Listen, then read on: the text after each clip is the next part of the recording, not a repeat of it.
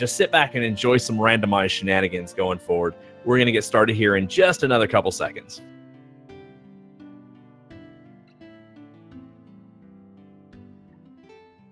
Alrighty, the gate is about to open in about 15 seconds or so. We've let loose the horses, and they are going to take off, and we're going to see what we've got. I expect them to hit up some sort of magic shop first. Looks like we have Fighter Forced. We're going to look to Edgeworth's figures for that. Fuchsia Fantasy plays on a ROM hack called Valkyries of Light. If you like your light warriors of the feminine persuasion, the Valkyries of Light ROM hack by Terralin is what you see off a Fuchsia Fantasy screen. And of course, Edgeworth has the standard sprite combo. So we've got our runners off. We'll see what's in the white magic shop here at level 1. We've got Life 2 and a red mage spot. That's very interesting. Not a whole lot in red.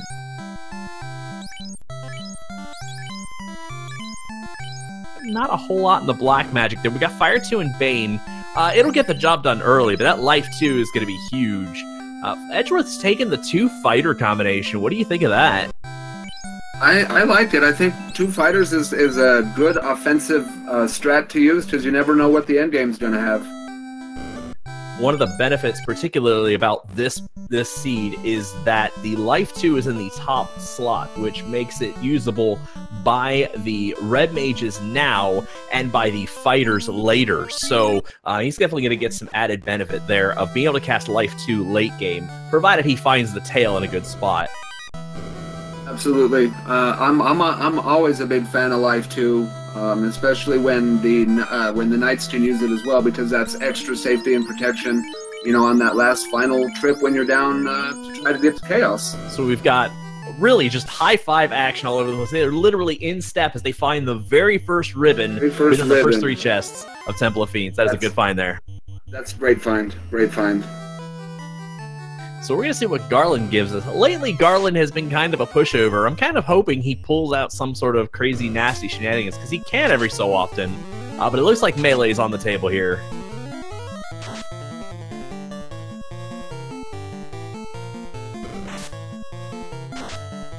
So if you guys have been keeping... Oh, go ahead, sorry. No, I was just going to say, you know, as far as that Fire 2 pickup, you know, it's always good to have an area of attack spell sort of right away, or an area of effect spell right away. That always helps. So we've got Vanilla King and Vanilla Sarah giving out the bridge and the loot respectively. Is this even shuffled? No kidding. No kidding. Well, the loot's a good find because they don't have to go searching for it like I've seen some of the races previously have to do. So if you guys have been following the Final Fantasy Randomizer Tournament from the start, you'll know that we had our items shuffled, our item standard are shuffled, and then we had a handful of items we had to go find NPCs for during the Swiss flags.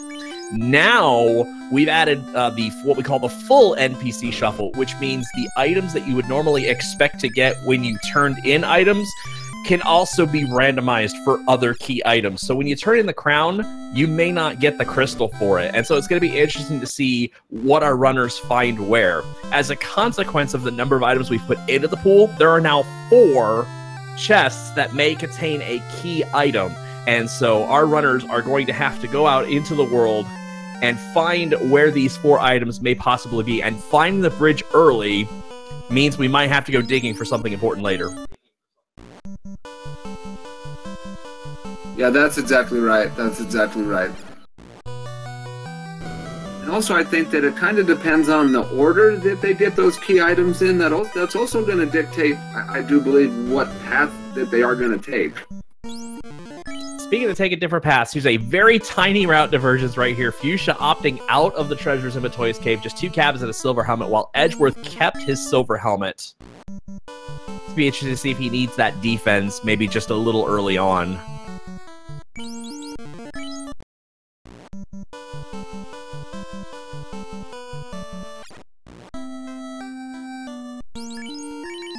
And chat, if you've got any questions, feel free to post them.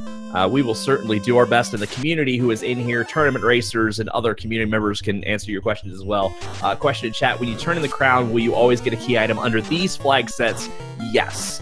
Sometimes that key item may not be useful, though, because there are other items, depending on what order you find them, they could be useless, like the ship if you already have the floater, or the canal under the same circumstances.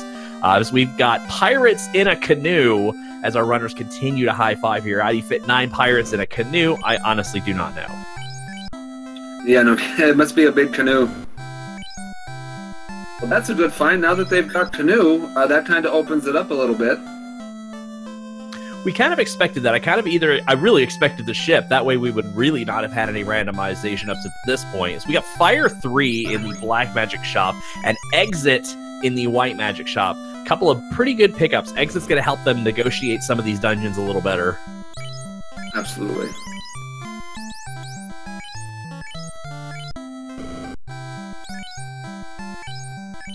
What do you think we're going to see here, Sforzondo? Do you think we're going to see a volcano dip? Well, it's going to be a tough call at this point because your lead spells are basically Fire 2 and Fire 3. And I know this because this sort of situation happened to me in my Game 1 match with Ice Blue, where Fire 3, Fire 2, Fire 3 were kind of your benchmark spells right now. We haven't seen what's at 3 or 4. Our runners might opt to walk over to Elfland and see what's at 3 or 4. Or they might, they're going to need some levels, but they're going to either have to do Volcano Armory or Ice Cave, and Ice Cave is just not a good prospect this low level and this early in the game. Oh, I certainly agree. There's no telling what those monsters down there are going to have. I know Mages last night, I think, had poison, and that was pretty awful, so I'm kind of curious to see what we're going to see out of some of these monsters tonight. So Fuchsia's going to opt for a Peninsula of Power Grind. Not a bad play if you've got Fire 2, Fire 3 as your lead spell. If you can get those Zombols, or even this Frostwolf fight is really not that bad. Try to get some... There's his beams. The grinding is a bad thing for Fuchsia, but honestly, it's not really that terrible a play at this point because you have such a poor spell choice. You have to navigate the rivers. Now, Edgeworth brilliantly navigated the river system. We're going to see what the Sages have. It is the canal. Oh, man. We are now one step closer to the 4 items in chests being of vital value, which means they could literally be anywhere, depending on what happens here. But Fuchsia's grind, he's going to have to travel the river system with Fire 3. So it's a little tough to kill fish with fire in the water. So Fuchsia's grinding a couple of levels out here. Maybe he's going to try to get to 10 or something, and we'll see what he does from here. Yeah, that's not a bad idea. You're going to need the levels at some point anyway. As Edgeworth struggles with that troll fight, he's looking for something that'll give him a good bit of levels early. Unfortunately, taking the fights outside of Crescent Lake at this low a level means you're susceptible to getting punched to death by just about anything.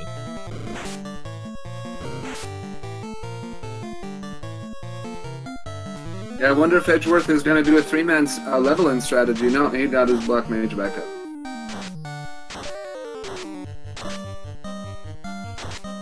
I doubt it. I think it's just coincidental that his Black Mage stays down because I think the spell limit is pretty poor, but he is gonna need those extra spell charges of various things to try. It looks like he's gonna get some distance on that between the. So he did bring up that Black Mage. So I think he does want the little charges of what he's got right now. Kind of the advantage goes to Fuchsia a little bit because Fuchsia's being a little more successful with the grind.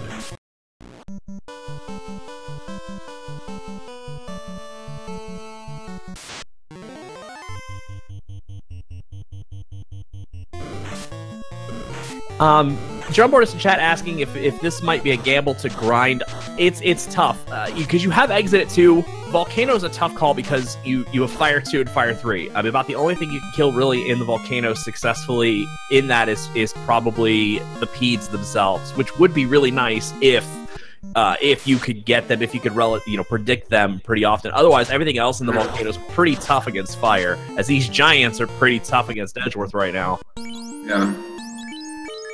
Yeah, they sure are. Yeah, maybe Volcano dip in the armory. Maybe that's not the best idea. Maybe maybe somebody hoofs it over to Elfland and maybe goes that direction.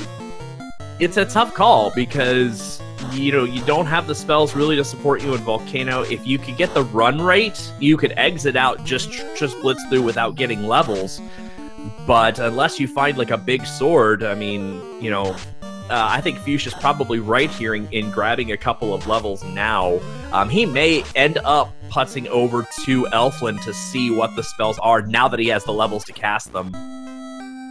Yeah, because you never know what could be over there. We could see a nuke, we could see a fade, we could see an ice 3. It's hard to tell until we get there. I think someone pointed out, I think maybe Drumboarders pointed out in chat, Ice 3 is actually Crescent Lake. I think Edgeworth took a peek in there while we weren't looking.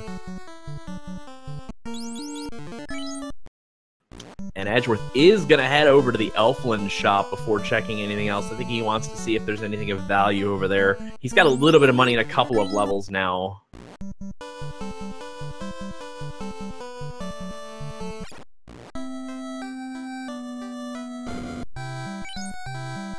$19 gold for the cabins. That is pretty nice. We got Nuke at 3. There it is. Sweet. Edgeworth's going to have just enough levels where that's okay. And Cure 4's there in a Red Wizard or Red Mage Knight location. That is another great find.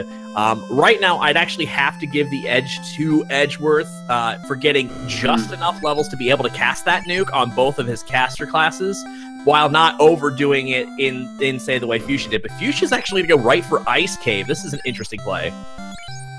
Yeah, no kidding. Well, finding that nuke is definitely going to help Edgeworth basically go wherever he wants to, or wherever he's available to go, you know, because nuke will mow anything down in the volcano. Yeah, and he should have 2 charges on both his Black Mage and his Red Mage. I believe they were 7. So it's going to be interesting to see where Edgeworth goes from here. He might very well take that Volcano dive now. Nuke will kill just about anything. He'll get the gear out of the armory, cast exit. Looks like he may have bought a house or 2 as well, so he might actually be able to set himself for a deeper Volcano dive. Absolutely.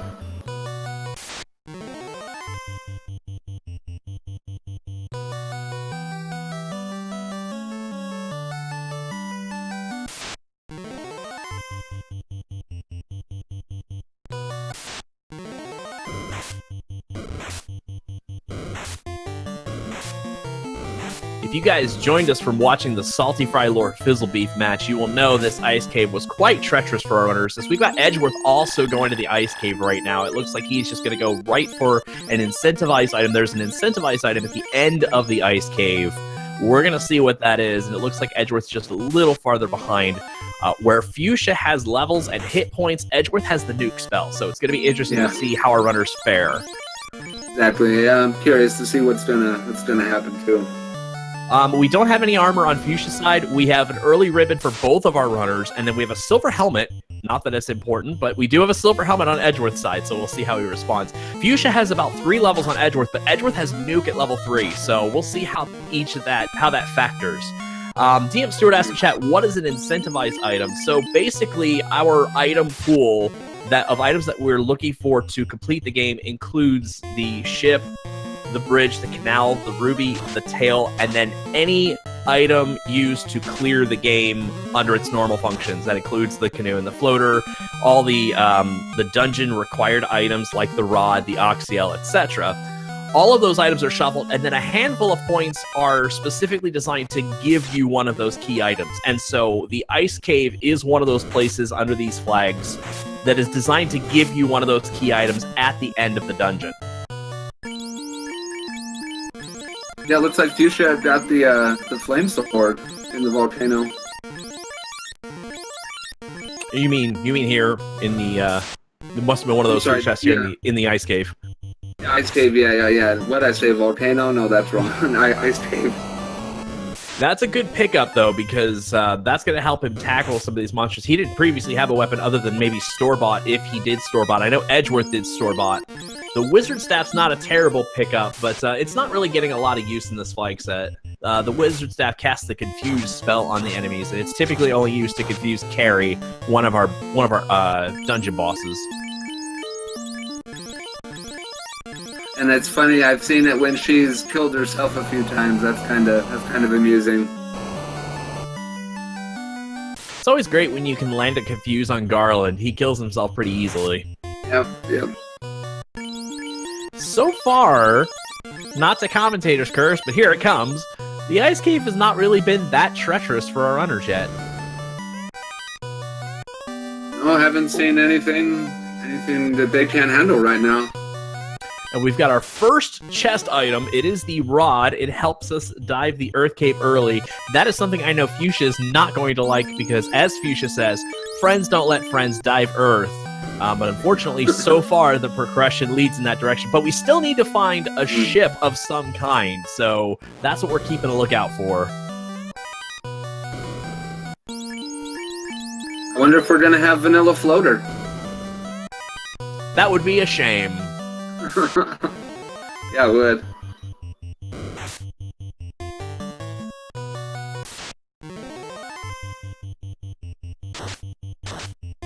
Drumboardist, I don't want to talk about Early Earth, okay? Can we, yeah, you know, Early Earth's a little bit of a sore spot for me right now. Oh, we've got Stone Touch on something over here. Was it the Wizards with Stone? Toxic Cross Wizards have poison. Stone Touch. Poison, stone, wow. Wow. Those two ladies are stoned. And we're going to find out here behind this eye, provided it's not nasty, what our incentivized ice cave item is. As Edgeworth is picking up his rod now, he is just a few steps behind Fuchsia at this point, as they've pretty much decided to go in the same direction with the exception of how they did a small grind before getting to this point. We got the eye down. We're going to find out now what's behind this treasure chest. It is the adamant. That's pretty hilarious. Wow. I wonder what the adamant's going to lead to. That's the question for the ages. Certainly a fetch quest item could lead to an important dungeon key item, or it could lead to another fetch quest item. Some of the fetch quest chains I've seen in this tournament already have been pretty long, and so it's going to be interesting to see what happens with this adamant.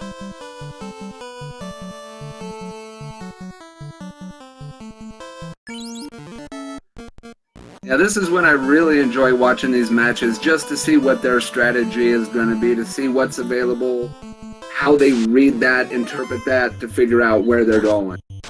Yeah, we got a little bit of a struggle on Edgeworth's side. He's struggling to make it through this ice cave now. He's got two dead runners, and unfortunately, the dead runners, at least the Black Mage, is the one with the highest luck, so he may or may not struggle to run going forward, but all he has to do is keep that Red Mage alive and make it past the eye, and he can cast the exit spell and get out just fine.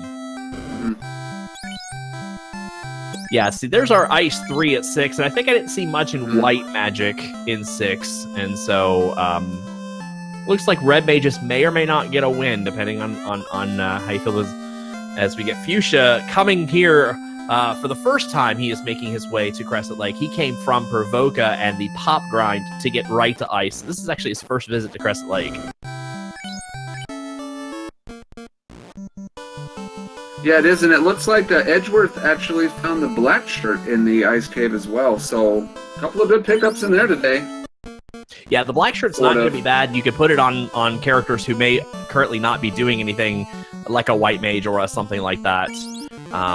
You know, we'll see. We got the eye down. It looks like Edgeworth might be doing a small eye grind here, and I like this because this will allow him to make up some of the levels that he had the distance from when Fuchsia did the pop grind. The only downside is he doesn't have any like heavy hitting melee, so he's probably just gonna burn his nuke charges and get out of there. Yeah. Well, you know, it really looks like Fuchsia doing that early pop grind. It looks like that may have put him a little bit ahead of Edgeworth, because now Fuchsia's gonna pick up his nuke. And now he's going to be ready to go find the next item. Yeah, but I expect our runners to probably reconverge at the volcano, and I expect them to be about the same distance. Is Fuchsia going to go turn in that adamant's the big question. I kind of expect Edgeworth to hit the volcano while he was here, but Fuchsia needing to go and see 3 and 4 spells, I think that's kind of important. He may go turn in that adamant, and we'll see what's back there. But I almost expect Edgeworth here to go to the volcano, because he's got the spells and the levels to do it. But it looks like he's actually going to go see what that adamant gets you anyway, so...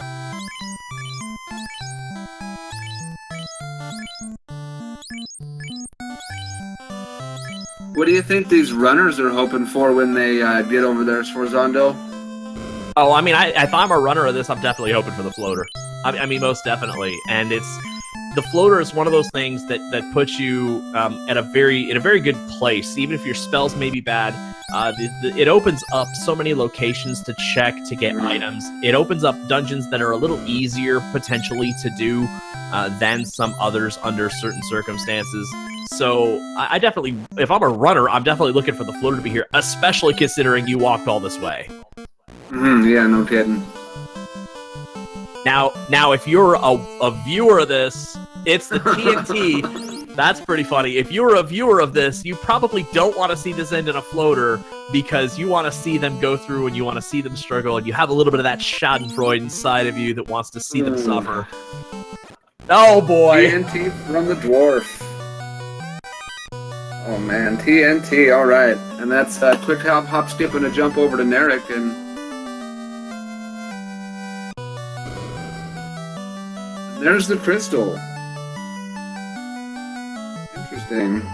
So here we are having one giant circular fetch quest where we do have the bridge, so our runners can, thankfully, be able to run back to the Canary area, cross the bridge, and go up there. If the bridge was not there, this would have been the most ridiculous run.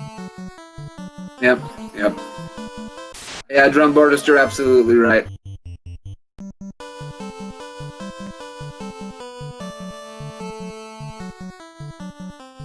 No, it's the herb in Matoya.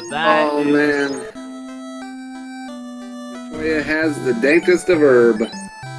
We have the world's longest fetch quest right here, and I'm wondering. I'm with you, Drumboardist. I want to see this end in the. I want to see this end in the ship. That's what I want to see this end. I want to see it end in the ship. Oh man, that's so mean, but I can't help but enjoy that as well. I mean, realistically, I guess I'm hoping for the crown out of this because that way we're continuing the fetch. And then realistically, that would lead to, like, the bottle. And then the ship is somewhere in a chest. So we're gonna find out here after Edgeworth tackles these ogres, as Fuchsia gets his herb, and now Fuchsia is the one sort of walking in, sort of behind a little bit. It's the Oxial, which means the ship is somewhere else. Oh man, Prince with the Oxial. Oh man, yep, ship's gotta be nearby. I'm wondering if it's in the volcano. So, our runners have two choices right now. You can either go to the volcano, try to take out Carrie, which our runners I think are going to be in a good position to do that with Nuke at level 3. It doesn't matter what weapon you have. Take my word for it. You can take Carrie to about level 10, provided she doesn't have anything particularly nasty. Volcano's probably the play to go. Or the dreaded Marsh Cave can await, and perhaps the item we're looking for can be found down in the depths of the dungeon where nobody goes.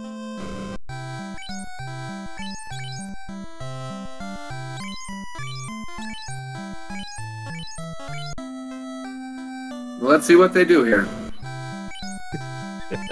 Not a lot of fans of the Marsh Cave, and I can understand why at this point. Me too. Absolutely, me too. Drum, don't be slapping people. Come on now.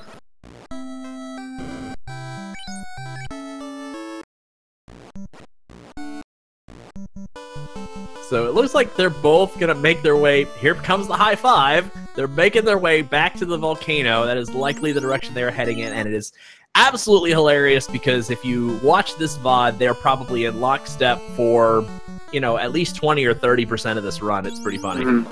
Yeah, they've been right on the money with each other. So, semi-interesting thing that Edgeworth is doing that I think Fuchsia's doing is just, I just noticed it on Edgeworth's side.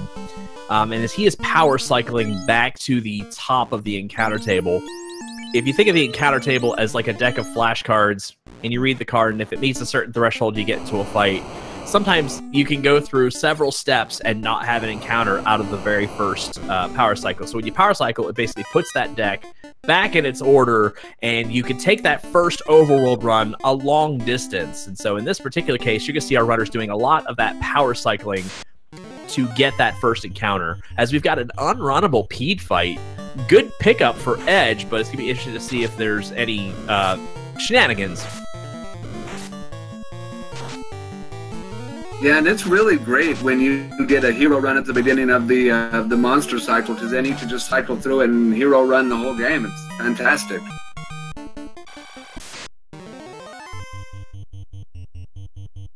Looks like both Edgeworth and Fuchsia Fantasy skipped the left chest that's guarded by a fire.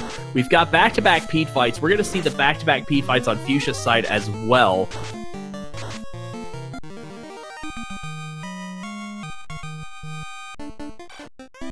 As Edgeworth... Okay, now he's fixing that sound that nobody wants to hear when working on a turbine engine.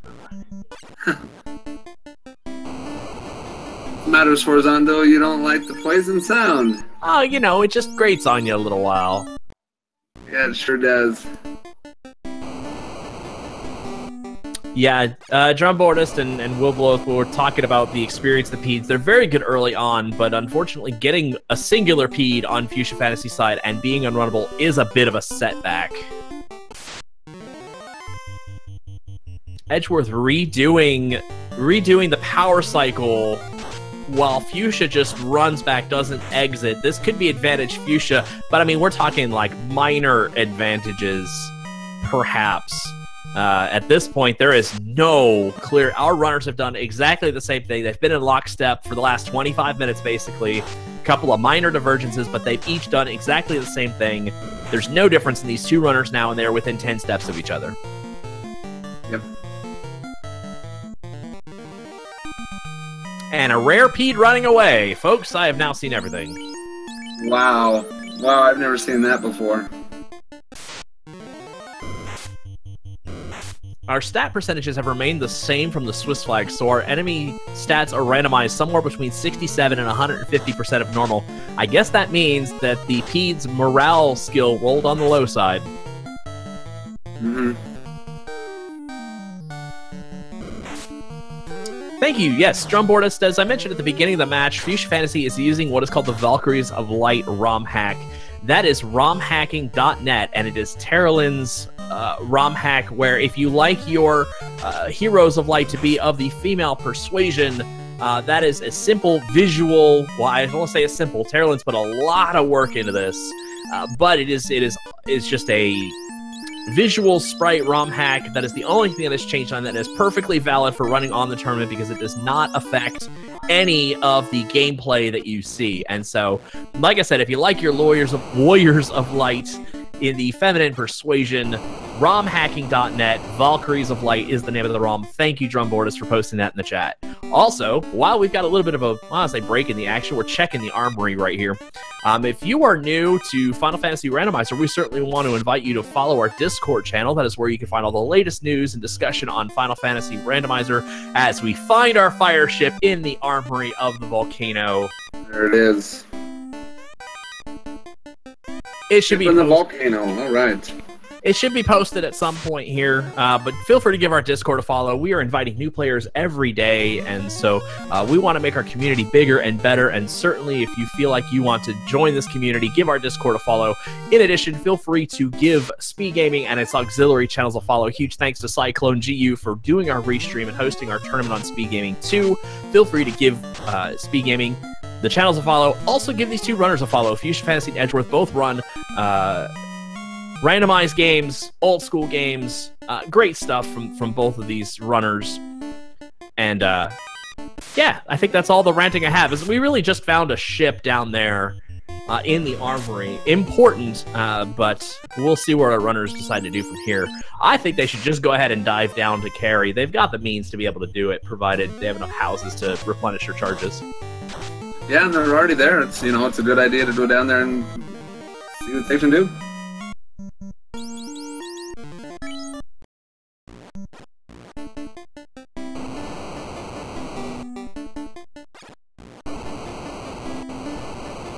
Future Sight pointing out in chat, nobody has ever found anything in Marsh besides disappointment. You do not know how right you are. Yeah, I was going to say he's not right. I was going to say Future's not wrong.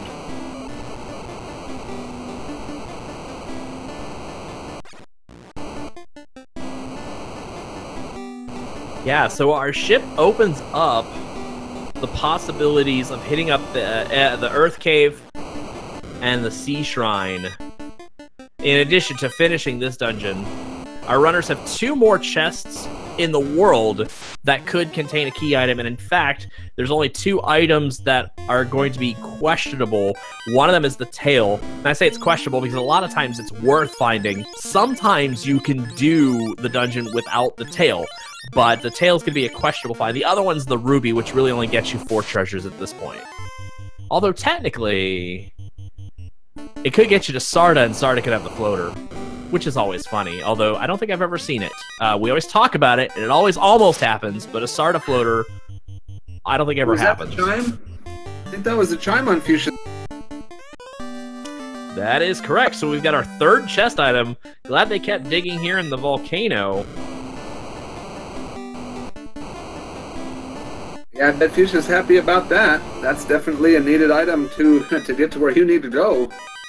Yeah, and I mean, honestly, they've never been more than 10 or 15 steps behind each other as Fuchsia going into the northeast room, or sorry, Fuchsia coming out of as Edgeworth is going into that northeast room. They've been pretty well in lockstep for a good majority of this game. Yeah, they sure have. I'm feeling like Edgeworth and Fuchsia right now are on the same pages, and they're on the same thought process about where they gotta go, where they gotta check. So it's making for a great race so far.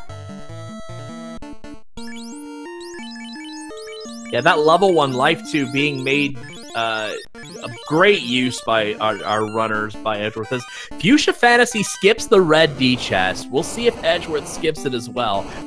Statistically, it shouldn't have anything, but we'll see what happens. We've got our first look at Carry 1 here. Our runner should be well enough equipped to take this with enough nuke charges to take her out. 5 hits, 116 on the fighter. That's not terrible. No, not at all. And Edge, just as a side note, Edge got the Aegis Shield as well in the volcano. Yeah, it's going to be a great pickup if we find the tail. Yeah, if.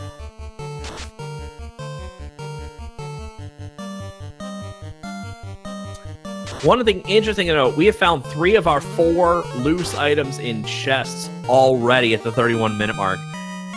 It's possible that the 4th one could be in the red D chest. It's possible the 4th one could be the last thing we find in the game. So it's going to be interesting to see what it is and where it's located. Sure will be. Oh, it looks like Edge is going to check that red D chest, so we'll see what's in there. This is going to be a good separator now if this is nothing. If this is nothing, it's going to provide a wider gap for Fuchsia. If it's something, it's nothing. Yeah. Oh. Well, Fuchsia got the first orb lit, so that's a good sign. Yeah, both of our runners, well, I should say Edgeworth is making his way over to Carry right now, filling up and preparing for that fight. But now Fuchsia has gained a decent lead because that red dragon chest was nothing. A pretty good gamble on Fuchsia's part. It probably gained him at least, well, I guess I'd say almost probably, I'd say a minute and a half or so as Edgeworth is struggling to come out of this room.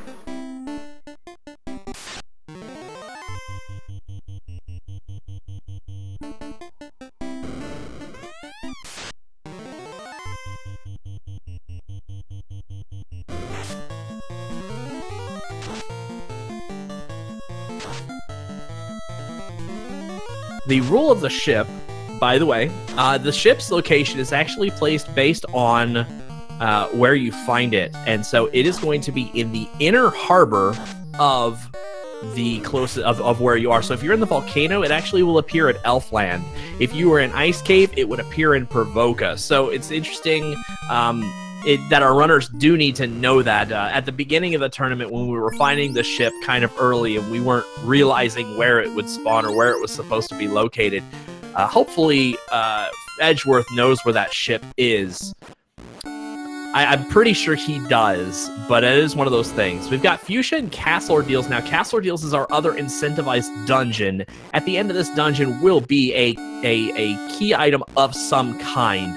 It could be any one of a number of fetch quest items remaining. It could be the Mystic Key or the Cube. It could be the floater that we've been desperately looking for. or it could be a ruby that leads to nothing. We will see.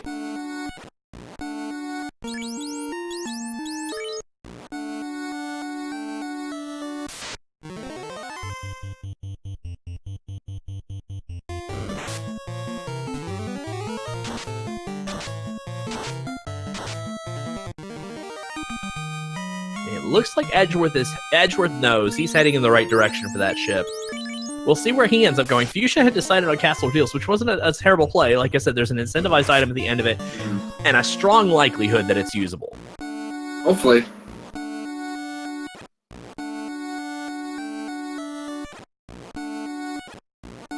As Fuchsia navigates the Pillar Maze,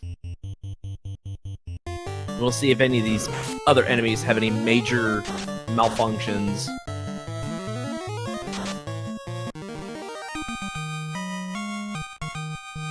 So we've got Melon check, we've got wall outside of a red wizard spot, so that is not going to be usable by the red wizard. And then Quad X is pretty cool for the red wizard, black mage. That's a good spell, but 5 overall is a pretty big bust. Yeah, pretty much. Nothing too spectacular.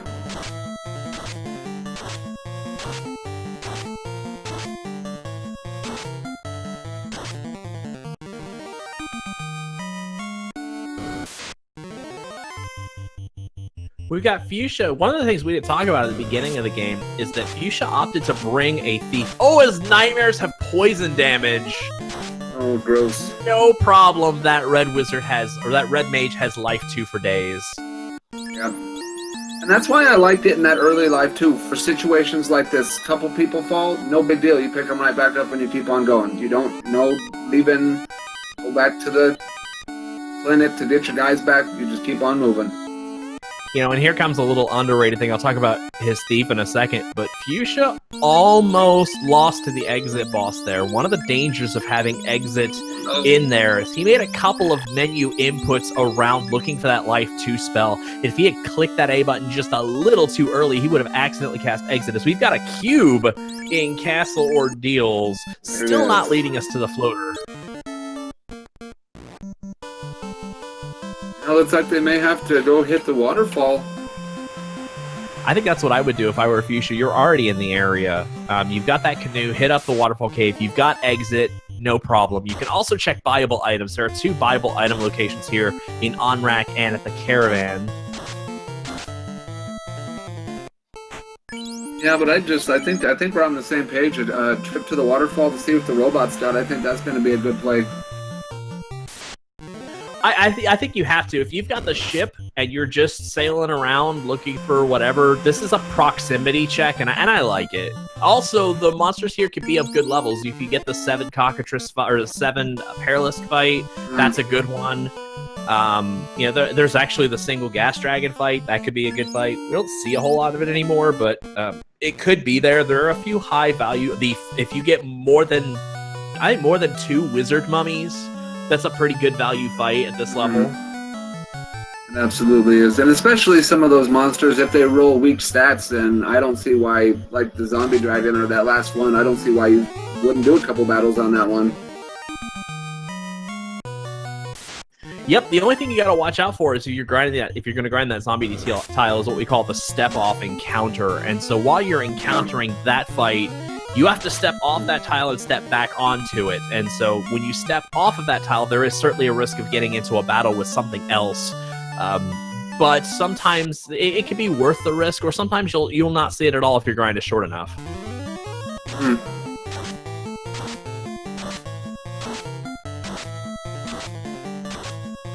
See if sorcerers have anything nasty today. Yeah, Fuchsia's going to be in a little bit of trouble, potentially, with these unrunnable poison nightmares. The nukes are fine until they run out, so we'll see how many of those fights that he gets.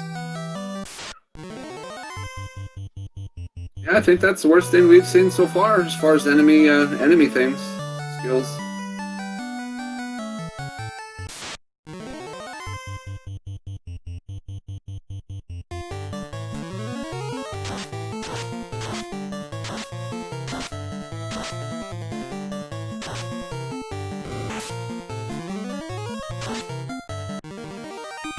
So we've got Edgeworth now picking up his cube. We'll see if he takes the fight, but I expect him to just exit out. Well, there's still stuff to find to get on their way to hit go mode. And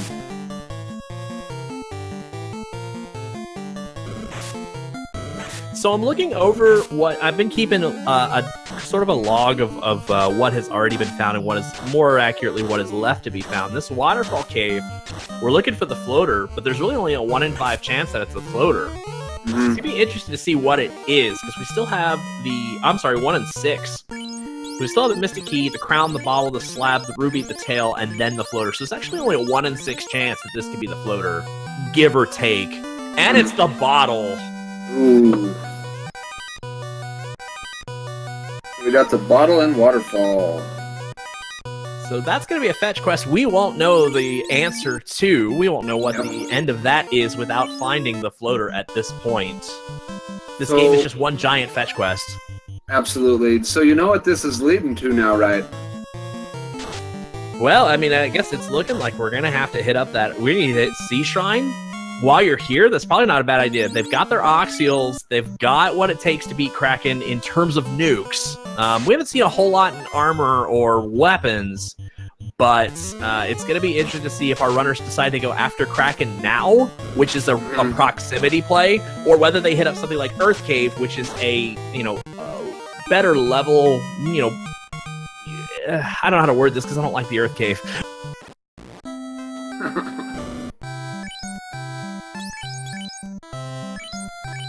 Edge did not. I don't think either of our runners have checked. No, I think we should check Caravan. I didn't see if either of our runners got it. Yeah, Edge Figaro pointing out something in chat is actually more interesting than you know. The floater does not necessarily indicative of go mode. In this game, you need a certain number of dungeon items to unlock the dungeons. We got Fuchsia checking the Caravan now. You actually don't need the floater to complete this game thanks to a couple of map edits that allow us to access all of the dungeons. While it is not possible, like Link to the Past logic, for a floater to be in a place you don't need it if the game thinks you don't need it, as we have an out-of-bounds bat sighting on Edgeworth's side, you don't need floater to complete the game. And so it's going to be interesting to see how our runners pursue that going forward.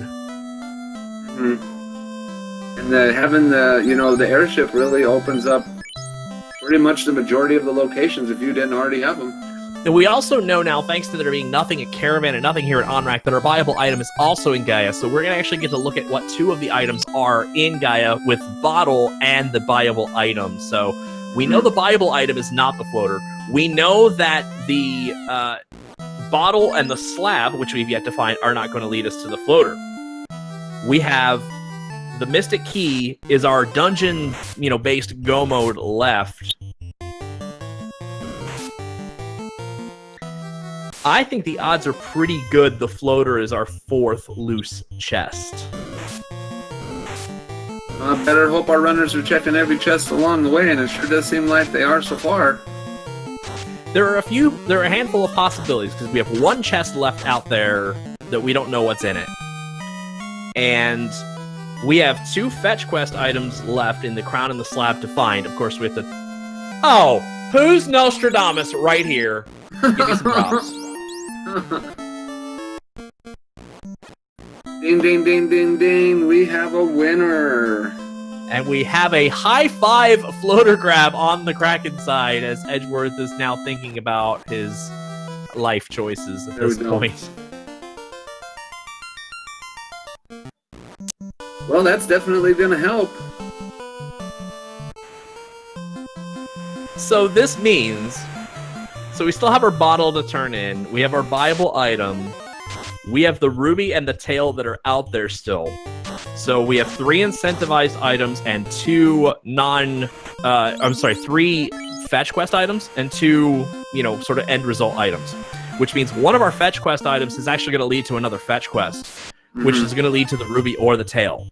The ruby is only going to lead us to 4 chests. Odds are they're not going to have anything, but perhaps you want to check those in case you're desperate. But the other fetch quest is going to lead you to the tail, which might be an important item, especially for Edgeworth, because it'll give him 3 life to casters.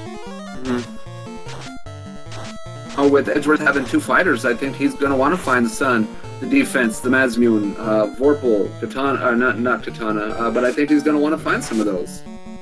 There is one possibility that the Bible item is the tail, and 3 fetch quest items lead you to the ruby. If that's the case and our runners know that, they could skip everything else. I don't know if our runners will realize that, but we'll see what happens. This Fuchsia basically skips out on the Sea Shrine. If Edgeworth knows this is the 4th item, he can pretty well go mode. He can go mode Sea Shrine, knowing that there's no more chests to check for key items. Well, I gotta agree with Fuchsia's play. You know, I'd probably crash the airship into the, you know, Sarda's nice little cave there, and then go in and see how he's doing. So we got the crown. So the crown can either lead to the Mystic Key, or to another fetch quest item, or to the ruby or tail. He's pretty well looking for that key. Figuring out where that key is leads them basically to go mode, which there it is. This also means the slab is not important unless you're looking for the tail. The bottle might not be important, but you may want to check that in case it is the tail. There's a possibility we may not have a tail cache in this game. If the slab's guarding the tail, there's a possibility our runners might not cache it in. What do you do at this point? Would you want to find the tail?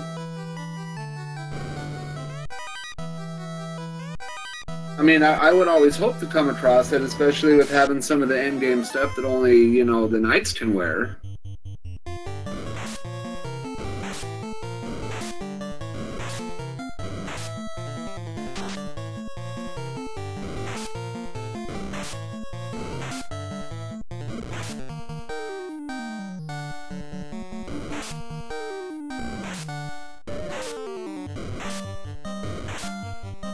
I think there's something up with I'm just trying to make sure that there's something up with my notes. Maybe chat can keep me honest here.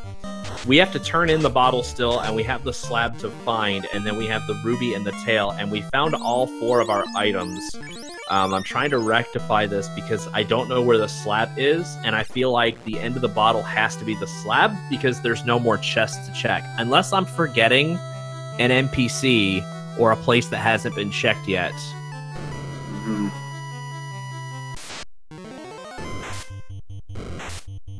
I got a tracker for that. Looks like huge props to Moist Modwife for doing the tracking for this game.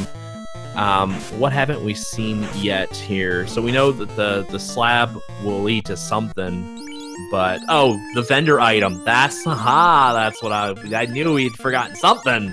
We still haven't seen the Bible item yet. Nope. So the Bible item could be the tail, and then the bottle would lead to the slab, and the slab would lead to the ruby. Or the bottle would lead to the ruby, and then the Bible slab would lead to the tail. If the Bible slab leads to the tail, that's going to be a little rough. Yeah, exactly. So both of our runners have reconverged, sorry. Edgeworth is actually working on the Kraken fight. He opted not to leave. He should know he's found all the items he needs to find in terms of progression go mode, and so that's why he went ahead and pushed the Kraken. Fuchsia was probably looking for an armor or a something. He also probably was looking for the tail when he went to Sarda and then Astos. You know, and Edgeworth isn't making a bad play either. He's already there. You know, he was able to get out, get all his stuff back, and then making the trip, and hopefully he can take down Kraken now, and then he doesn't... I don't think he checked the mermaids, though, did he? No, he went right for Kraken. Well, then so if you're in Edgeworth's shoes, do you just try to beat up Kraken, and then if you wind up killing her, do you just double dip back in to the mermaid side? No, because I think if you've got your floater now, you've got to check what those free chests are, because if you spend that time diving mermaids, and certainly Edgeworth doesn't know, we have the benefit to know. And in fact, I don't think Fuchsia went to Cardia. Did Fuchsia go to Cardia Islands? I don't believe so. I think he just left to go get his airship and then check Sarda and then go right back. So you got to think with the 13 free chests in Cardia, I think you skip mermaids, because I think getting your airship and going through the normal progression, the Mystic Key has been found on Fuchsia's side as well, so as soon as Edgeworth kind of cashes that in after checking Sarda, you're going to get 13 in Cardia Islands and then 21 in free chests to check if you're looking for gear still and everything like that. Yeah, I agree. So we got a dead black mage. Hopefully the nukes the red mage is tossing are going to come through, because the dead black mage is 0 damage nukes coming out of him. Yep.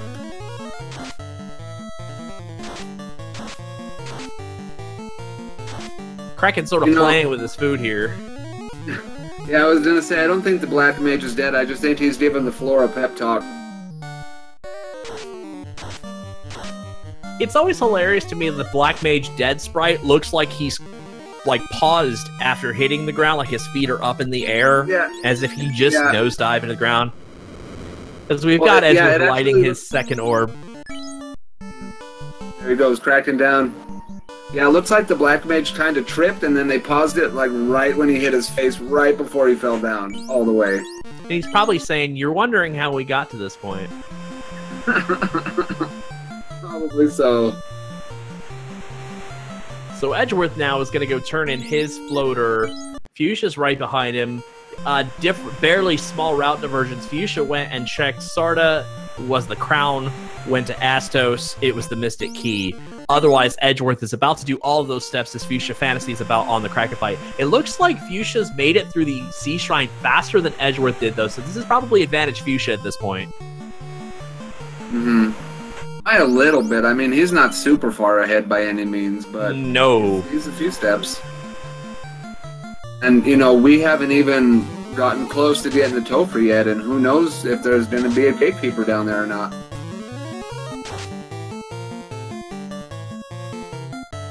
So on Fuchsia's side, the first to go down is that Thief. Thief's an interesting pick. I like the Thief pick because it helps you run in fights that you don't need to run. Unfortunately for this particular seed, we've pretty much found all the chests that we need to, so there's not going to be a whole lot of extra walking around. So not as many fights to run from. Mm-hmm. And yeah, I think Edge has a good party with having the 2 fighters. I think that's going to help him out, at least offensively, hoping he can find the Sun Sword, the Defense Sword, the Mazmune, you know, something for the high offense. Yeah, so we've got Fuchsia finishing the Kraken fight, Edgeworth on the Astos fight. They're basically tied right now. Because that is all I'd say so. Fuchsia's done. Yeah, and Edgeworth has his key now, and now he's going to go... Yeah. I definitely would say they are almost literally tied at this point. So no, Edgeworth's going to go check some chests now. Not a bad call. While you're here, you've already killed Kraken, where Fuchsia knew he had to go back for it. This is a point where Fuchsia might lose a little time not checking these checks the first go-around. But there's nothing in there, so he could skip them.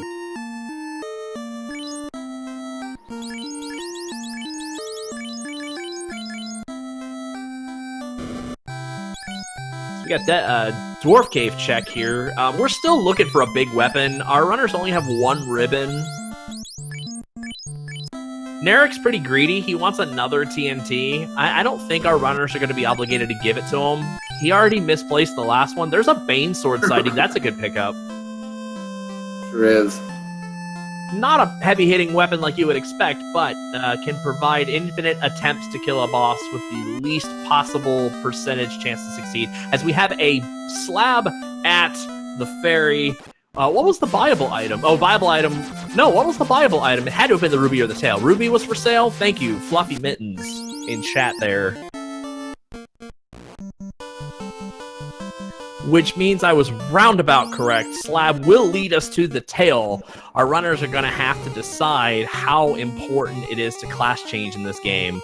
I get the sense that Fuchsia may not. Fuchsia might feel like he's in a hurry. Fuchsia is down 0-1 in this series. He might need to take every shortcut he can possibly get to get to the end of this.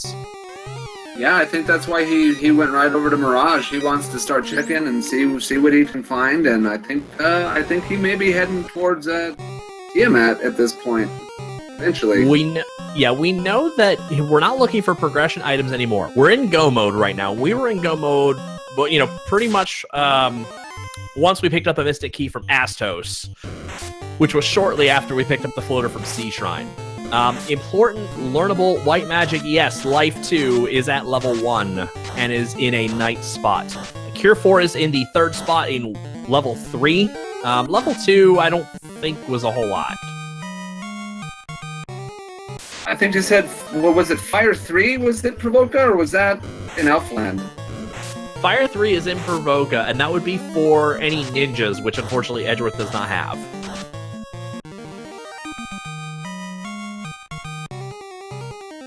So Fuchsia is going to check what we call the greater than, less than room. 10 chests here, not a bad little circle of chests to check here.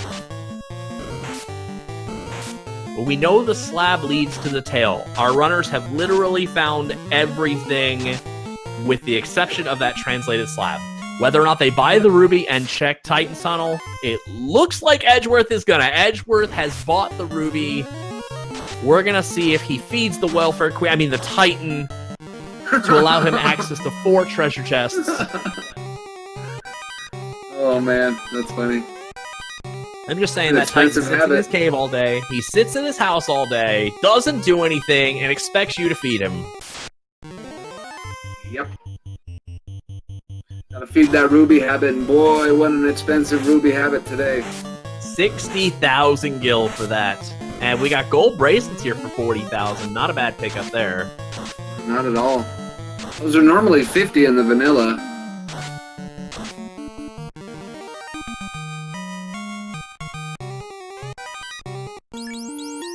That Fuchsia's just nuking everything that he runs across.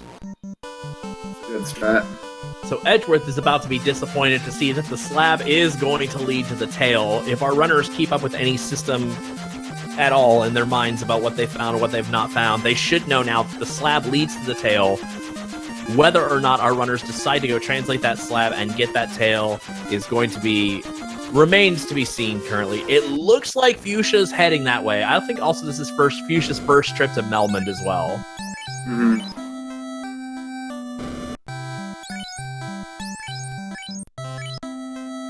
Yeah, I'd like to know where we're going to find the power bunk as well. So we've got a welfare queen feeding over on Edgeworth, so now we're going to find out what is in the Titan's Tunnel. Ice armor. Okay, that's probably one of the best armors you can get if you're not going to class change. Yep. Yeah, Fuchsia got his slab taken care of. So we got a Titan famous slab red. Fuchsia is going to translate his, or is going to go get his tail now. Edgeworth opting for an Earth Dive. I wonder seriously if Edge is going to class change or not. I feel like you have to find the Mass Immune if you're not going to class change. So if he finds the Mass Immune here, I expect him to not class change. Mm-hmm. Yeah, Edgeworth is down in Earth. He's kind of doing what I would do at this point. You get in there, you hero run to the chest, you check it, you get on out, you run to the next ones, and you keep doing that. And so we officially have, if you guys are playing Final Fantasy at home, Fuchsia Fantasy has found every single progression and key item. That nets you, I think, an extra point for those of you keeping score at home.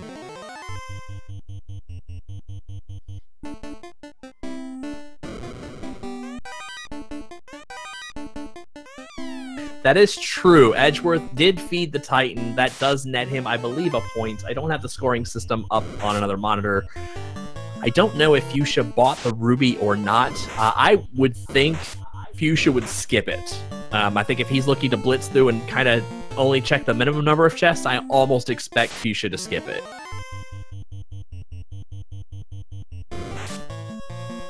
So we've got Fuchsia going right for the class change and just down in the Earth Cave. Yeah, and I mean, the only thing we really get out of, well, the only thing was the Aegis Shield is a good pickup. That will give you a couple of resistances. The white shirt for any white mage, which it looks like neither of our runners brought a white mage, so that's really kind of meh. Edgeworth has a black mage, so that black shirt can go on the black mage. but I think also Fuchsia has a Black Mage as well, so that's equipped. Minor benefits right now for class changing as far as equipment goes. Now, certainly you're going to get Life 2 at 1 and Cure 4 at 3. Those are huge for your knight. Oh, absolutely is. That's huge for the whole party. That could be the difference between, you know, life and death, or a wipe on one of the Topher bosses. And did you see that, Sforzondo? The asps have crack. Crack is whack. Yeah, the snakes are trying to sell you that crack in that tunnel down there. Watch out. So Edgeworth has bailed on the Earth Cape, only checking floors 1 and 2 for items before moving on to probably what looks like a Cardia. He might skip Cardia, we'll see. He doesn't like checking Cardia unless he's got the tail to get that done. So we're going to see the route that he takes. It looks like he is going to do his tail. He did already check Melman for spells, so he knows what's here. He's going to go ahead and do that class change, which unfortunately now puts Fuchsia in a pretty sizable lead. Not amazingly significant, but a sizable enough lead, as Fuchsia's going to move on from these chests and not check them the way Edgeworth did. And Edgeworth unfortunately came out with nothing, so that's going to be a couple minutes setback for him.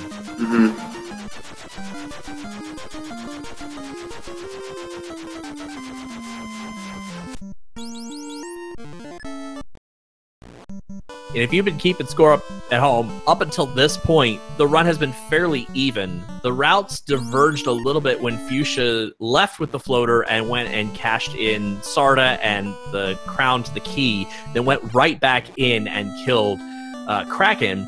His run through the Sea Shrine was a whole lot shorter than Edgeworth was. And so that's where a lot of that distance started to creep in, was the amount of time it took Edgeworth to clear Sea Shrine, whereas Fuchsia just blitzed right through it. And now you can add probably a couple minutes because Edgeworth checked floors 1 and 2 of Earth, whereas Fuchsia's blitzing right through this.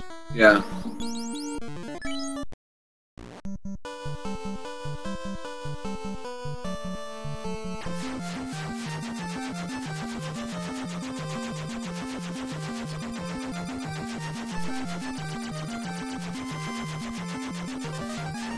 So we're going to have a Cardia check on Edgeworth's side.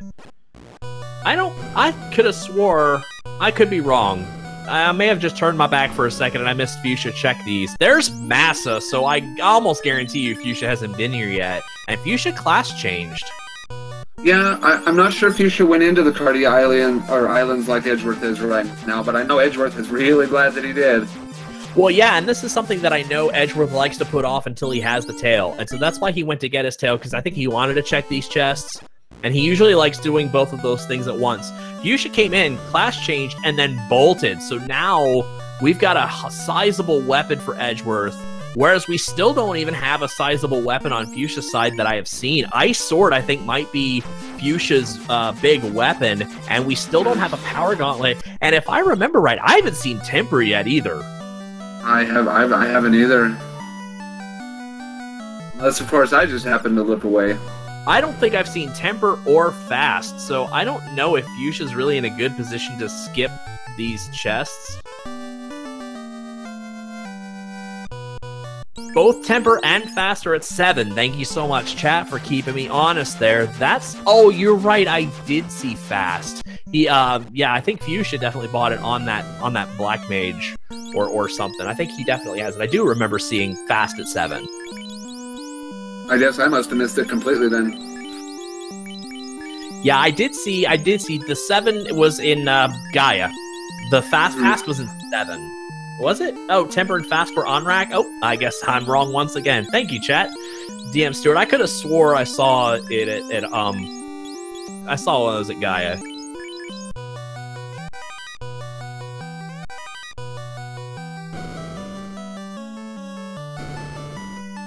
So Fuchsia is blitzing through this with a semi-poor weapon.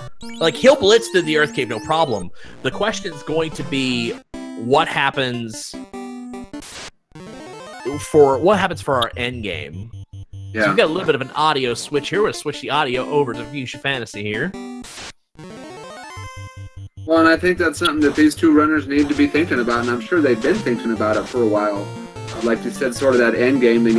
Fuchsia's going to need to get something a little bit better if he wants to take a little bit of the stress off, you know, and especially if he doesn't find the power bomb. I have to ask a dumb question here because I know I saw it happen, but I don't know what happened exactly. Fuchsia came to Mirage Tower, I think, and found nothing, and then, I guess, bailed? That's kind of tough because you had to park your airship and run it out. I would have probably liked to see him walk through this dungeon. I'm pretty sure that's what he did. He checked all 18. He checked, I said it, the greater than less than room. And then I was corrected in chat saying it should be the less than greater than room because the less than comes first. And I think you're right. But then he must have just bailed on this because he definitely does not have the Tiamat orb as he downs Lich to get his Earth orb, though. Yeah, it looks like Fuchsia's starting to pull a little bit further ahead. Fuchsia's got to stop at Cardia. We know the mass means there. The only way he can get lucky is if he finds, like, Excalibur or maybe Vorpal, but I know he wouldn't even be happy with Vorpal in the easy-to-check chests in Sky Castle.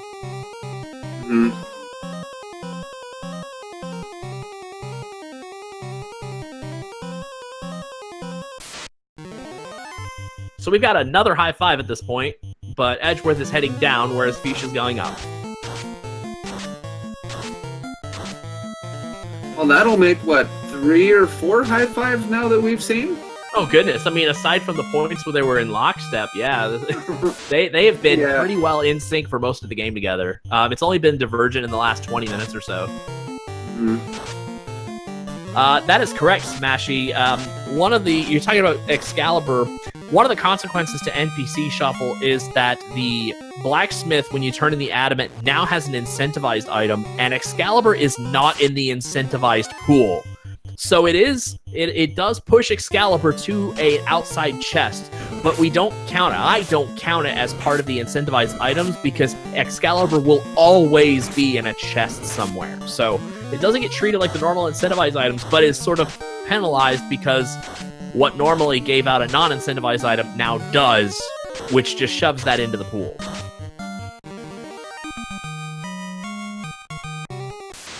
So, Sforzondo, you think Fuchsia's getting a little bit worried that he hasn't seen any real good weapons yet? Do you think he's worrying about that? The toughest thing about this is I don't think Saber... Was Saber 1 through 4, chat?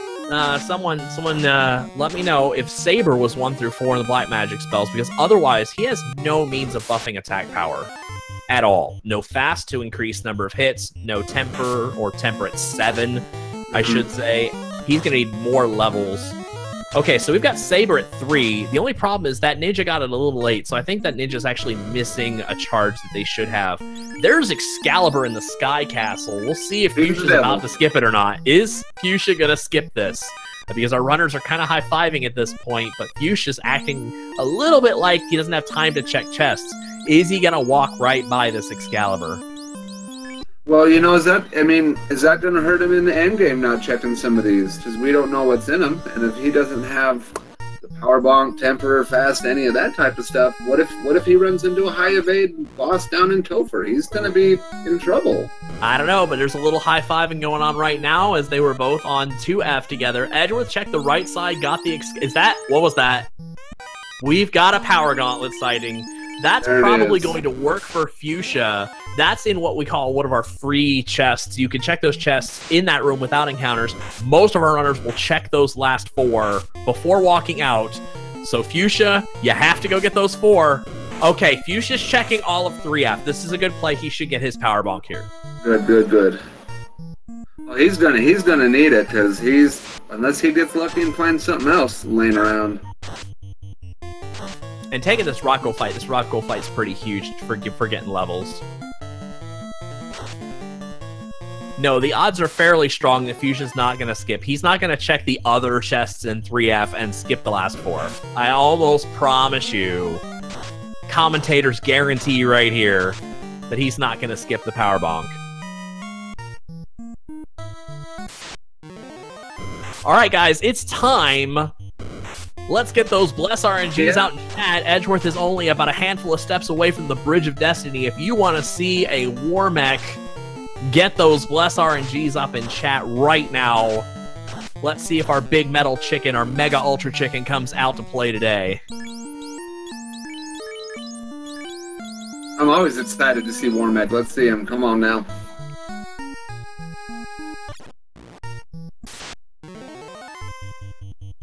The one downside to Fuchsia right now, and if Fuchsia goes back and watches his VOD, is he spent all that work on 3F to get a power gauntlet, and he missed the Excalibur on 1F. So he's still going to have to buff an inferior weapon at this point, unless he goes to Cardia. Mm-hmm. Yeah, no kidding.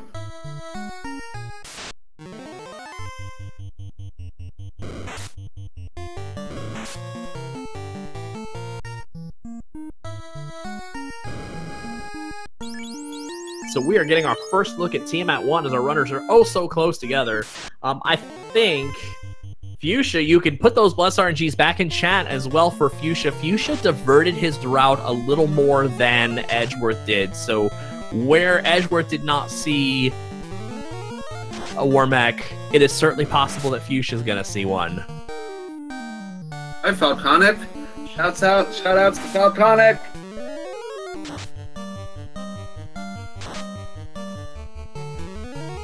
So we got the Brack strats coming out, the Quad X strats coming out. Nothing's working right now. This Tiamat is a little on the high absorb side.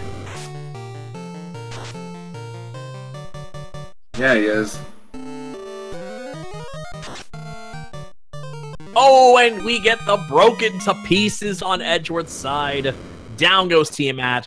Up goes Edgeworth's third orb. He has to go back to the Earth Cave where he double dipped to finish off Lich.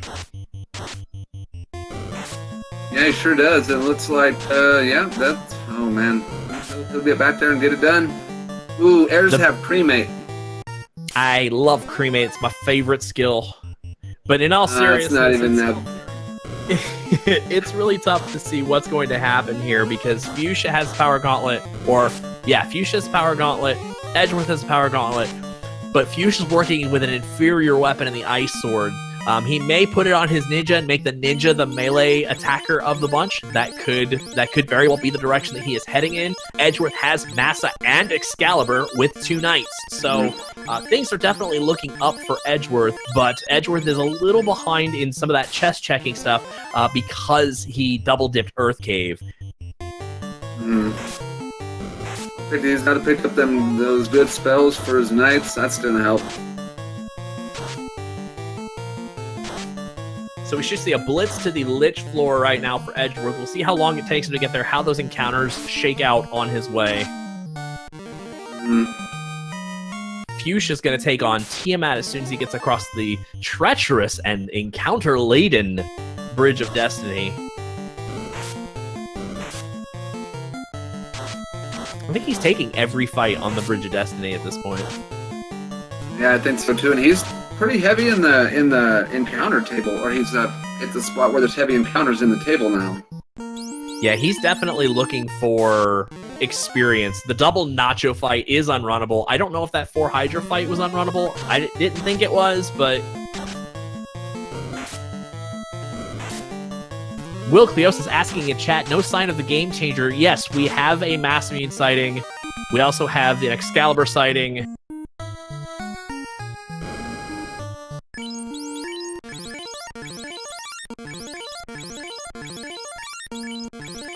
Yes, unfortunately, Fuchsia has missed both the Excalibur and the Mass Immune to this point.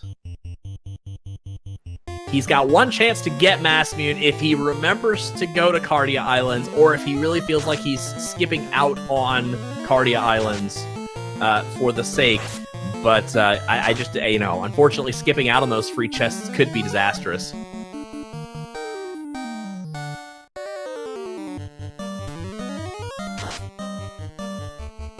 And we got another broken to pieces on Fuchsia Fantasy side this time. Tiamat susceptible to being stoned as well. Yep.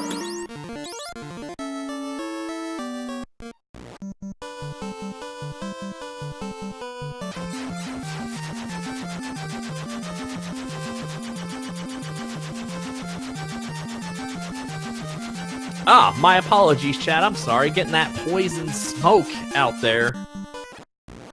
Bane Brack, it's the same thing when the monster's dead. Yep, the end result is the same. But I'm always good for a good Brack. Yeah, Smashy, exactly. I was going to say, did somebody take the dank herb and give it to Tiamat? Fuchsia is now stocking up on supplies for his trench run. Edgeworth is making his way down to the lich floor, treacherously facing these cockatrices that he can't seem to run from. Struggling a little bit.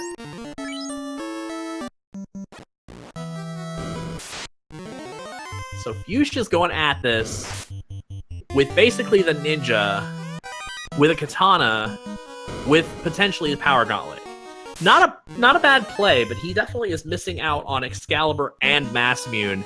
And Fuchsia did not check Cardia Islands at all. So we'll see what happens. We'll see if that's sufficient.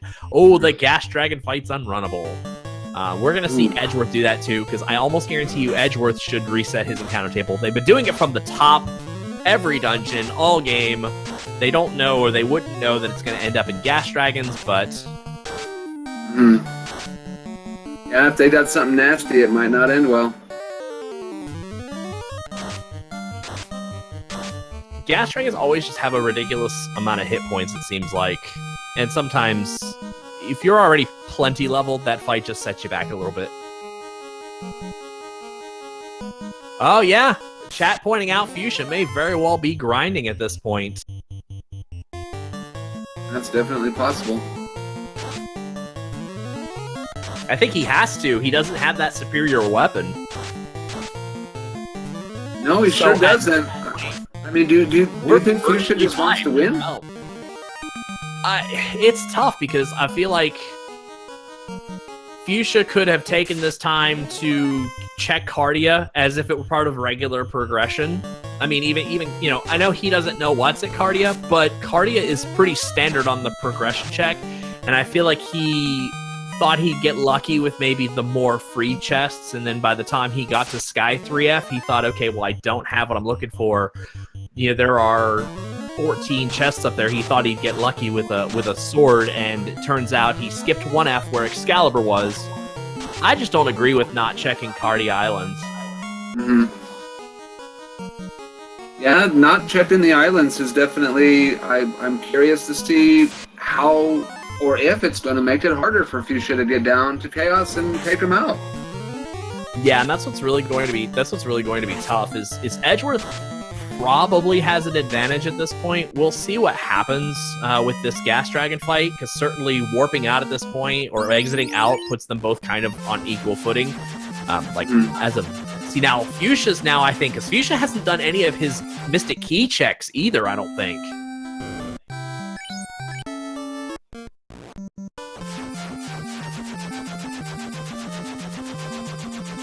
Yeah, you know, once again, Sforzondo, it's coming down to the Temple of Fiends Revisited. Are we going to see a Gatekeeper like we have in the past? Are we going to see a High Evade Tiamat or a High Evade Kraken? Edgeworth's in a little bit of a dangerous territory here, but he's about to get a ton of levels in that fighter, or at least a ton of experience on that fighter. Red Mage up to 21 as well. Life 2, you almost... I think he's going to... Oh, back-to-back Gas Dragons on...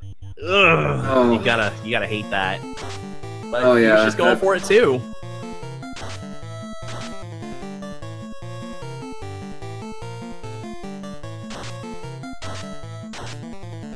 Oh, that is gonna cost him some supplies, some life 2 charges.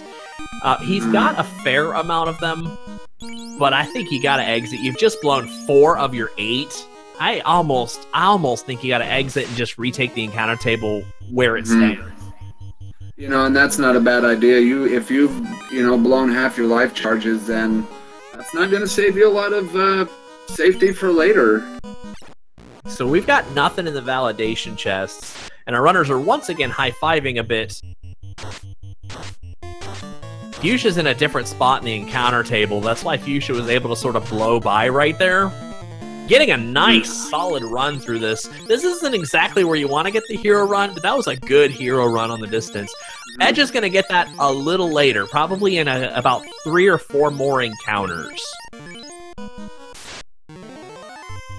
Unfortunately, that setback may or may not be too little too late here. Depends on how many unrunnables he gets right here.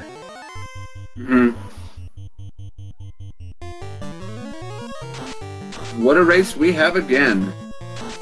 Fantastic. Yeah. Yep, and this is game 2 of a 3-game set in which Edgeworth is up 1-0. Yeah, Edgeworth got the first win, and with the way Fuchsia's playing, I'm really feeling like he's going for the win. At least I feel like he is. Yeah, and see, I mean, I can't give. I think the next encounter for Edgeworth should be the ridiculously long one, in which he should get through at least half of the Earth floor. Oh, green Medusas with glare. That could not be good either. It's really tough to say who's going to win at this point. We know that Fuchsia's a little bit... Okay, that long run has got to be coming soon for Edgeworth. Fuchsia doesn't have the big weapon, whereas Edgeworth has 2 big weapons. But Fuchsia has the distance and length on his side. If he has the luck on his side as well, you know, this will be advantage Fuchsia and potentially a game 3, but we still have a lot of this dungeon left to go. And some of the scary parts we haven't even seen yet. We haven't seen a Kraken 2 or a Tiamat 2 or any of that stuff. So here comes Carry 2. Not to be outdone, certainly, Carry 2 is of note. Because Carry 2 can hit hard sometimes, can carry nuclear, can be troublesome, even though she tends to have on the lower side of hit points. Well, I remember seeing the race last night, you know, both Lich 2 and Carry 2 started the round with the nuke, so I'm wondering what they have now. Yeah, and we've got the run through for Edgeworth. Edgeworth takes out Lich there. I think I see why yeah, actually, ooh, that could be a C floor. I misinterpreted how long Fuchsia was actually grinding floor. When Fuchsia got that ridiculously long run, and I thought it was only 4 or 5 encounters, it actually was probably a bit longer than that, and that actually might benefit Edgeworth coming up here, either at the tail end of the water floor or all the air floor. Could be a good long hero run.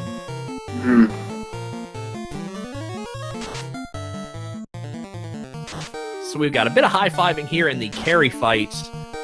We've got a termination on Fuchsia's side, and no, still too many hit points to get that quad X off. Now there he goes. Carry 2 is down. Here we go, Sforzando, the moment I've been waiting for. I want to see what Kraken 2 has. I want to see what Tiamat 2 has. I want to see if we have a high evade chaos. I want to see something. Let's see it.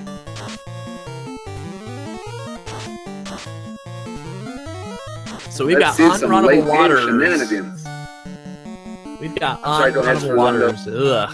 And looks like Fuchsia makes it through his unrunnable waters. They're in different parts of the encounter table at the moment because of all that grinding Fuchsia did. And I think Fuchsia knew he didn't want to start with the double gas dragon fight, whereas Edgeworth has been eating this. Edgeworth is due for a long run here, and I'm not sure when it's coming, but I know he's due.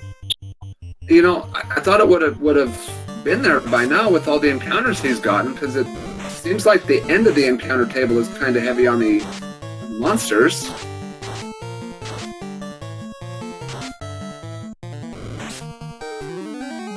Ouch, another 5 water fight for Edgeworth. Wow.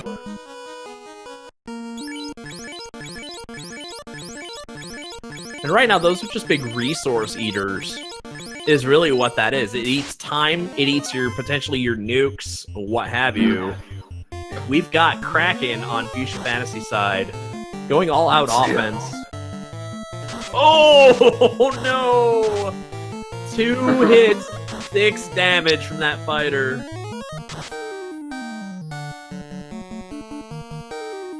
Ice 3, there we go.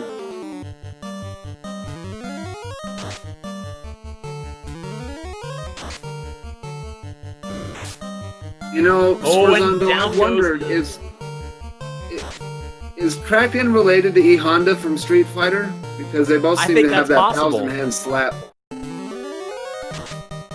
Yeah, I think that's definitely possible. As unfortunately, the quote heavy hitter in the Thief goes down with the slap. Now Inferno takes out the Black Mage. That fighter is struggling. Fuchsia is struggling and on the ropes right now. Oh, and Kraken goes down to a low roll nuke. Fuchsia makes it across the Kraken 2 fight. Edgeworth has some time, has a chance to make up some time right here with some easier hits, some heavier weapons. There's a possibility that Edgeworth can make up a little time right here. And that was a really low roll nuke too at 115. Edge is spending a lot of time in the menu shuffling items around, though, making sure that knight lives through this fight, making sure the knight goes through. He spent a lot of time menuing right there.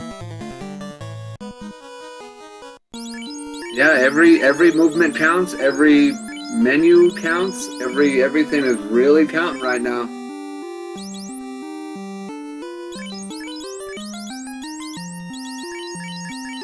Edge Figure pointing out in chat whether or not Fuchsia Fantasy has enough gas to cross the finish line. That is a good point. The waters really ate into some of both of our runners' resources at this point.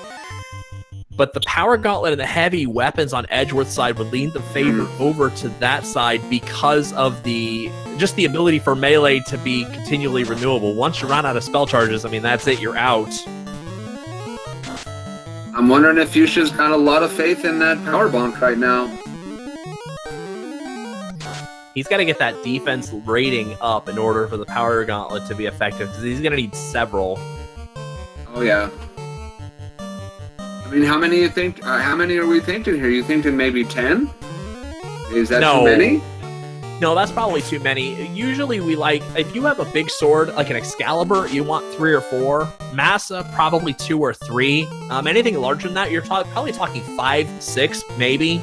Because in addition to that, you're looking at hit rate. That's really the big deal, is making sure you have to overcome the evasion. The power sort of rolls in pretty nicely, but it's that hit rate that you want. Wow. I'm at 2 down.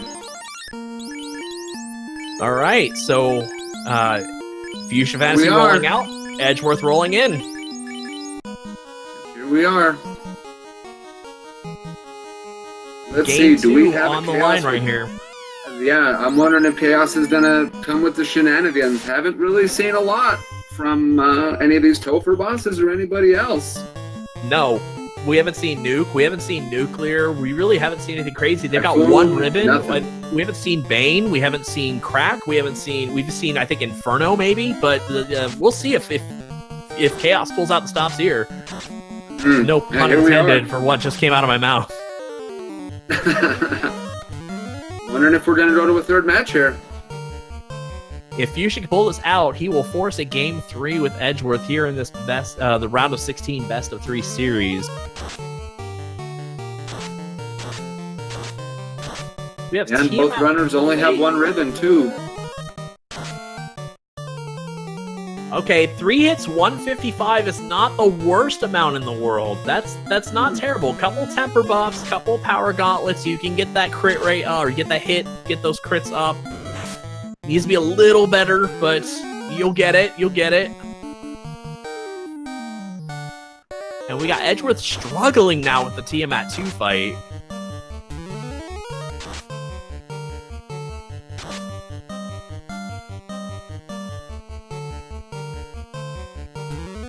Nothing crazy, unless we see a nuclear here. There's nothing crazy out of this chaos right now. No, that Bane didn't do anything. Slow 2! Slow 2 on the thief that went through.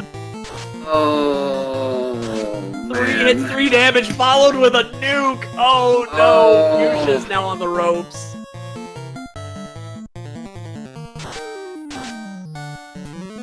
Chaos has a few shenanigans today.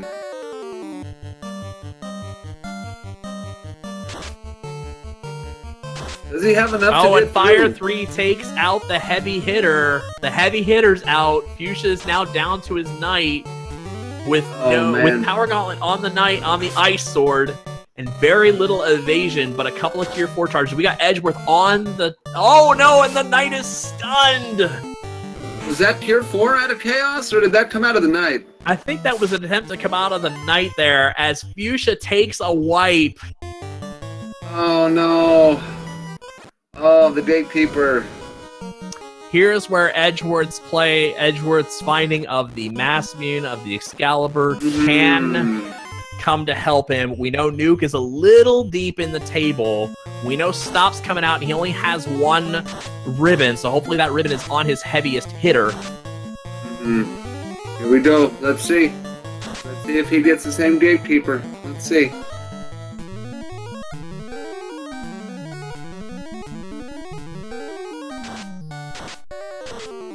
Yeah, I think this is really going to play on Edgeworth's side going, hitting the Zardia Islands and getting those couple of big weapons. That could certainly turn the tide right now. Yeah, definitely.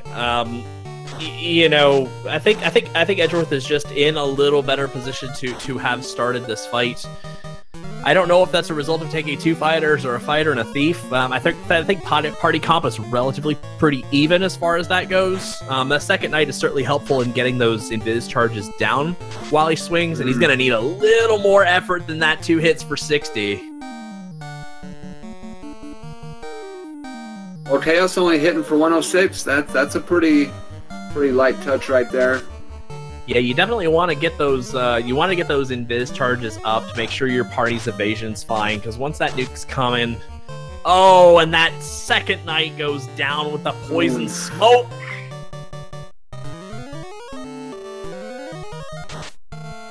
Oh, and an ineffective slow too. Ooh, oh, no. Edgeworth just dodged a bullet right there. Oh man. 3-3-0-5. There's the nuke. Down goes the Black Mage. We're down to a solo knight right here. Yeah. Oh man. Row is right. Single hit 396. This is so rough. 4 hits 710. That's it, ladies and gentlemen. Get your GGs out. Edgeworth finishes in first place with an SRL time 1:31:02. Wins the series against Fuchsia Fantasy. Wins the series against Fuchsia Fantasy 2-0. What a race here. What a heck of a series these 2 runners have faced. That came down to the last play of the game. I bet Edgeworth is really thankful that he went to the Zardia Islands right now, because that may have secured him the win. Definitely, and we're going to try and get these runners in here for an interview shortly to get them to talk about this game.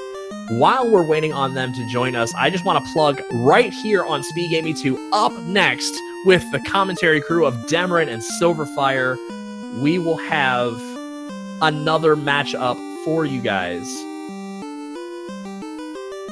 You know, and against Forzondo, I gotta say, I paid for my whole seat, but I only used the edge. What a fantastic race. Indeed it was. That race is going to be between Ikman Maya and Arson Horse. That is game 2. Arson Horse up 1-0 in that series. In the meantime, we are joined in chat by our winner tonight, Edgeworth. Edgeworth, GG, man. Thank you. GG, Edgeworth. Thank you. So, Edge, do you think that the play to go into Zardia Islands, do you think getting those heavy weapons, I think that helped you out quite a bit at the end? Yeah, I needed basically all of the resources that I had to get to the end of Temple of Fiends, so I think more so than, like, the Massmune was definitely a game changer, but the Excalibur certainly was valuable too. Yeah, and Fuchsia Fantasy actually didn't pick those up. Yeah, that was Fuchsia Fantasy's big downfall, is he went and class changed, but skipped the Cardia Islands chests. So did he get into Topher before I did? Yes. Yes, but I mean, it was pretty close. You were about a boss behind the whole time. Gotcha. Yeah, the Chaos with Heavy Absorb, I think, probably flipped it then. Pretty much, because he did have that power gauntlet, but he was wielding ice sword on his knight, katana on his ninja, and he got an unlucky slow 2 on the fasted thief, and so unfortunately, then his hits pretty much came to a halt. Yeah. So how did you like the floater in Sea Shrine? So it's when I found it, I kind of figured that it would be reasonably easy to find. It's one of those things that, Waterfall turned out to have nothing, so if Caravan didn't have anything, then it's probably in Sea Shrine or Sky, and since I'm by Sea Shrine, I'm going to check that first. It was a pretty funny fetch quest you guys had in there. Yeah, and I wonder, did Fuchsia get that done with the ship, or did he run all over the place too? No, you guys were in step. If you go back and watch this VOD, you guys were in step probably at least 30% of this whole run. You guys made the exact same decisions almost the whole way. Up to the Sea Shrine floater basically is where you split. Yep.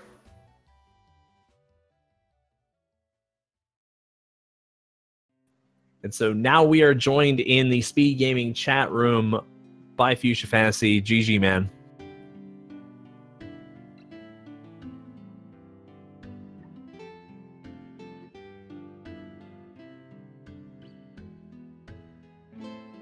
As he gets his microphone in order, what's Edgeworth? I want to ask you about that double dip of Earth.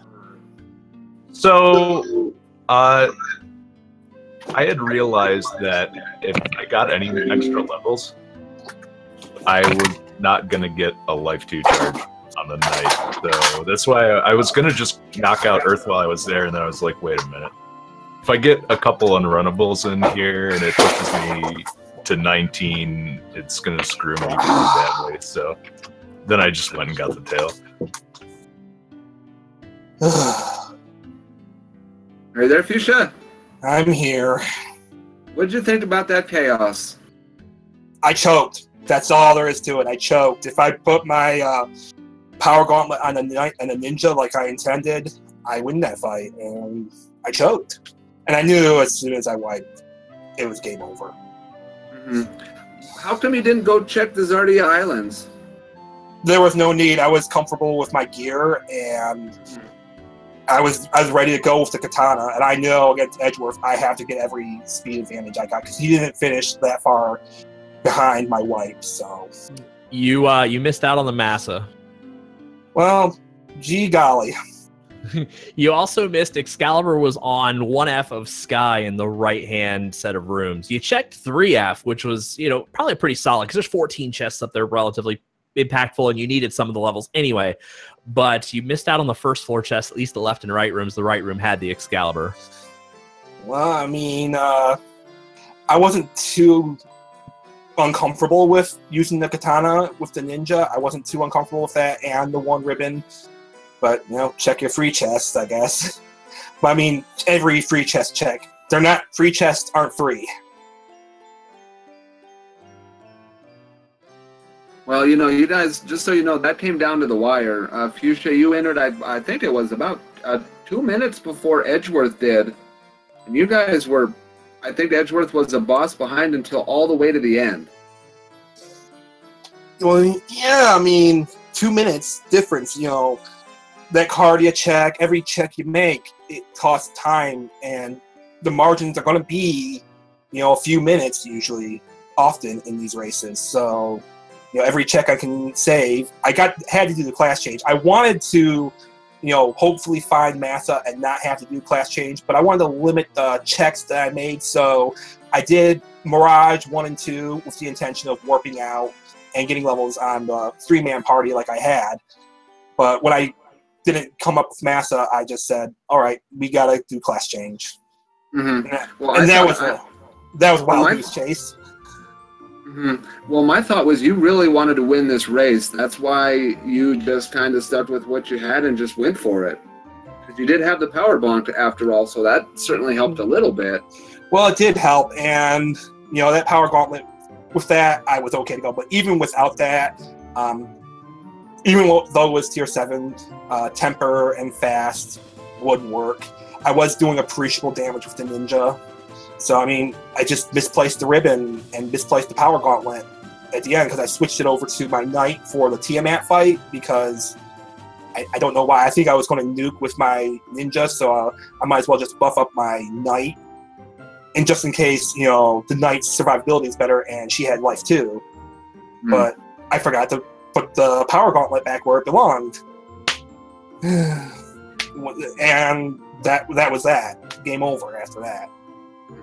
But it was still a good race. I mean, we really, you know, we thought, well, maybe this, you know, runner may have a slight advantage, but really that came down to chaos, and came down to the wire right there, and that was a phenomenal race. Yeah, I mean, but yeah, I'm still beating myself up over it. You know, that misplaced power gauntlet. I would have approached that fight differently. I would have healed up my ninja after the nuke, and things would have turned out okay. But yeah. Well, Fuchsia, you and I have something in common now. So, you know, it kind of stinks to get bounced out. I know how that is, but you definitely played well, and you're still definitely one of the best runners in this league. Unfortunately, you had to go into the bracket of death in the Red Dragon bracket against Edgeworth. There's no easy outs in this tournament at all, but you certainly had one of the tougher roads to move on with. So I definitely commend your approach to these games, and I know you would have done better in these than I did, or would have. Well, you know, I only have myself to blame at this point. So, but I mean, I said it at the start of the bracket reveal. The winner's going to come out of the Red Dragon division, and you know, Edgeworth went deep in the last tournament. Edge Figaro is another player who is doing really well in practices. I played with him a lot, so you know, Tristel doesn't need any introduction. So yeah.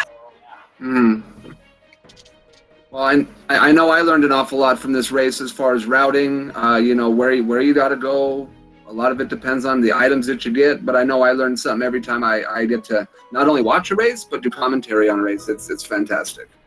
Well, you know, I did, you know, make some stutter steps. I was overly cautious. You know, like that. It's just, when I got the floater in the Sea Shrine, I thought, okay, I'm just going to go mode this. But then I realized, you know, I kind of need class change. So, you know, if this bottle leads to class change, which it did, I might as well do that. But then the bottle turned out to be some other fetch quest slab. And I thought, okay, let's just check the free chest and see, and check Mirage 1 and 2 and see if I get a Massa. If I get the Massa, I don't need to worry about class change. Well, definitely GG to Fuchsia. We will certainly see you around. Edgeworth, let's turn our attention to you. You move on to the round of 8. You get to play the winner of Edge Figaro, Tristel MTG. I know you're probably not looking forward to either of them. We're going to add a second force class, so how does that jive with you going forward? So with the double fighter strats that I've been running, I'm kind of used to the double force class. I don't think will be too bad unless it's like, I don't know, even double thief I think would be manageable if I find a couple of katanas. I just probably need to do a little bit more practicing on the unorthodox types of parties, and then everything else I think I'm ready for from Swiss. Well, I know I'm ready to see the next round of races. Definitely, but let's not get too far ahead of ourselves. First and foremost, I just want to thank you guys for tuning in tonight. Feel free to give Speed Gaming and its auxiliary channels a follow. If you like the Final Fantasy Randomizer action you see, feel free to follow our Discord channel. Stay up to date on the latest news. Be a part of the community. Vote on what happens next. And certainly we are welcoming new players every day to our growing community.